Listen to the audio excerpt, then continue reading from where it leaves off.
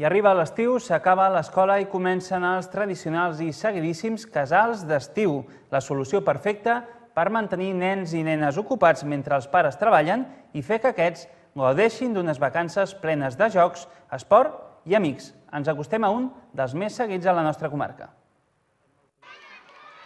Després de Sant Joan, quan la calor comença a apretar i els nens i nenes ja no han d'anar a escola, els casals d'estiu comencen la seva activitat.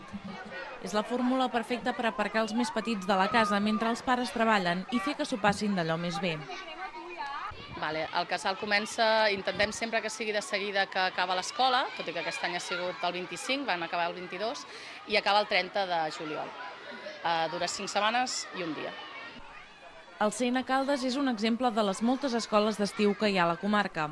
Aquest any, malgrat estar en època de crisi econòmica, el número de nens inscrits és molt semblant al del passat estiu. Són uns 370 nens i nenes d'edats compreses entre 3 i 13 anys. Les setmanes on hi ha més afluència d'infants són les 3 primeres. L'última és la més fluixa. Al principi sí que la cosa anava una miqueta fluixa, però després som els mateixos nens que l'any passat, uns 380. El que sí que hem notat és que potser tenim una opció de venir 3-4 setmanes, que és una miqueta més econòmica, i això hi ha més nens que s'han acollit a aquesta opció.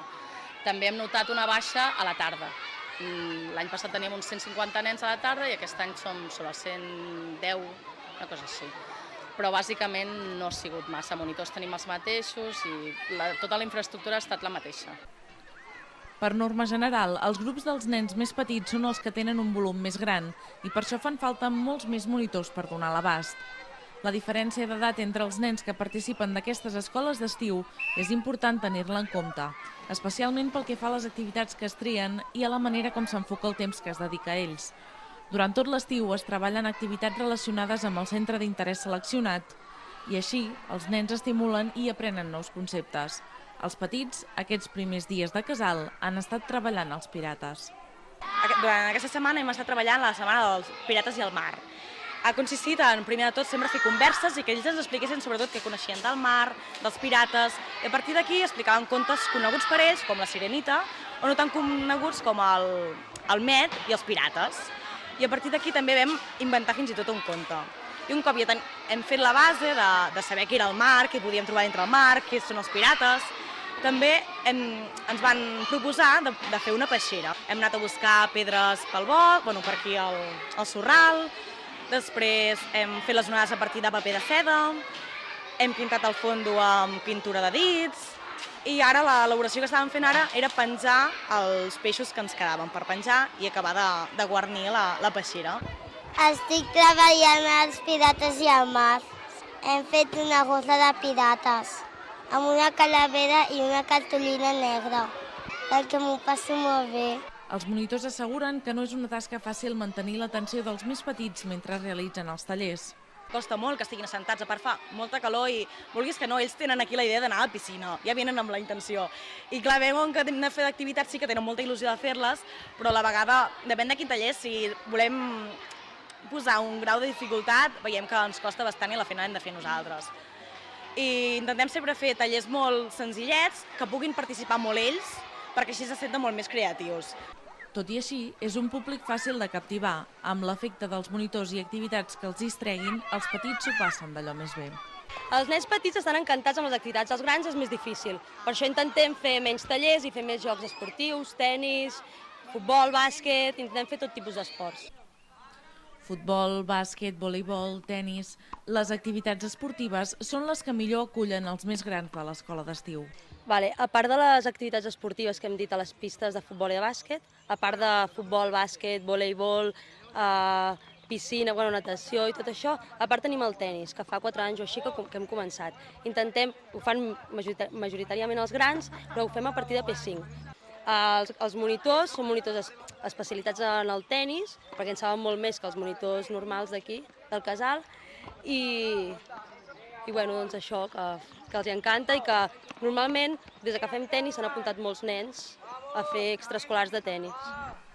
Una manera de practicar esports, passar el temps lliure, aprendre, fer amics i, a més, divertir-se de valent. Acabem de començar i estem fent tenis, bàsquet, el divendres farem experiments, ens ho passem molt bé. tinc amics del col·le i altres que no havia conegut mai, però que aquest curs sí que els he conegut. Què et sembla? Molt bé, perquè ens obrim més i coneixem més gent. Estic a la Font dels Enamorats, a una escola d'estiu, i m'ho estic passant molt bé perquè fem activitats diverses, i com la piscina, tennis, futbol, activitats molt divertides. No he vingut tots els anys i sé que m'ho passo molt bé i seguiré.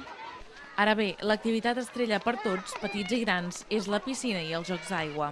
Un dels elements imprescindibles a l'hora d'organitzar un casal d'estiu és saber trobar la millor manera de passar l'onada de calor.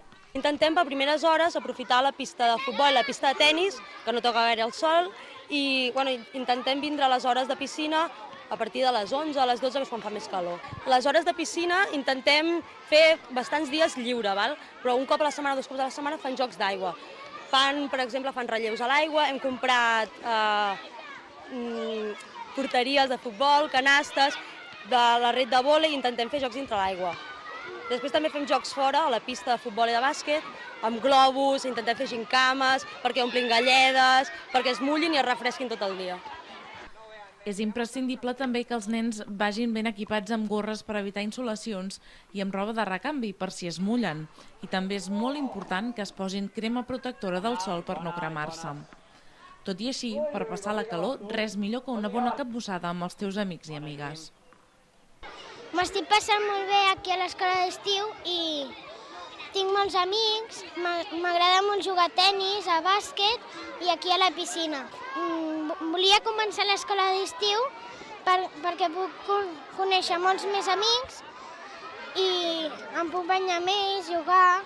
S'acaba el dia i els nens tornen a casa desitjant l'endemà tornar a l'escola d'estiu. Durant tot el mes de juliol, els nens i nenes de la comarca viuran l'estiu de la manera més intensa, amb jocs, aigua, esports i, sobretot, molta diversió. I amb aquest reportatge sobre l'escola d'estiu del Club Natació Caldes arribem al final de l'informatiu. Abans de fer-ho del tot i d'acomiadar-nos, repassem els titulars més destacats. Els partits polítics de la comarca i representants de la societat civil valoren la sentència del Tribunal Constitucional sobre l'Estatut de Catalunya. El bloc a favor del text i els sindicats animen a manifestar-se. Alguns ajuntaments fan declaracions oficials de rebuig. Mig centenar d'empreses participen en una nova trobada de contactes empresarials organitzada pel Consell Econòmic i Social de Granollers. En temps de crisi cal buscar més que mai possibles col·laboracions i aquestes trobades faciliten desenes de contactes. S'acaba l'escola i comencen els casals d'estiu. Activitats esportives, tallers i sobretot piscina són els ingredients imprescindibles per fer passar als nens i nenes un estiu inoblidable. Hem visitat l'escola d'estiu del CN Caldes com a exemple.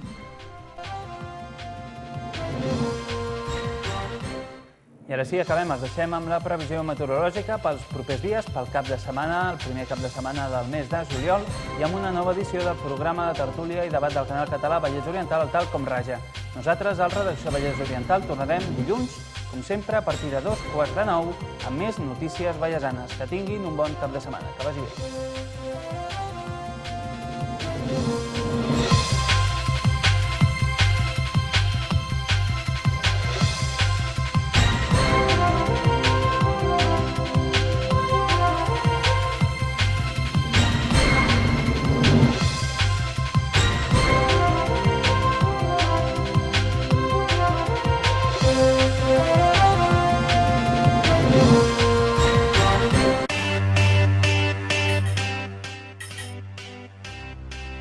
Soc la lectora de l'Electra.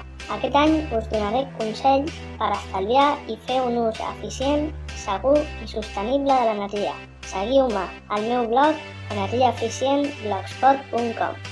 L'Electra, la teva energia.